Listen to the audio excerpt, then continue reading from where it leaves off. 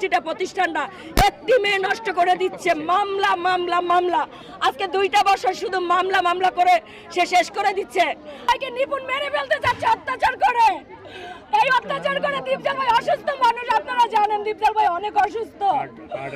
ও এই নিপুণের এই অত্যাচারে দীপজল ভাই যদি কিছু হয়, দীপজল ভাই যদি মারা যায় তার জন্য নিপুণ দায়ী থাকবে। এই দীপজল ভাই যদি কিছু হয় তাহলে নিপুণ দায়ী থাকবে, নিপুণ। আর আমার চিন্তা করি না আপনি আমার রাস্তায় ক্ষতি করতে পারেন নিপুণ আপু, আপনার হাত অনেক লম্বা, ঠিক আছে?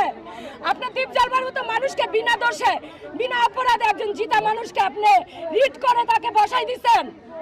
আর আমি তো পুঁটি মাছ, আমাকে আপনি যে কোনো ভাবে ঢাকা থেকে উড়াই দিতে পারেন। কি পারে না? অবশ্যই পারে। আমি বলতে কোনো ভয় পাই না ক্যামেরার সামনে, ঠিক আছে? আমার মৃত্যুর জন্য দায়ী থাকবে ওই নিপুণ, ঠিক আছে? আর দীপজল ভাইয়ের যদি কিছু হয় তার জন্য দায়ী থাকবে নিপুণ। আমি এটা বলে গেলাম।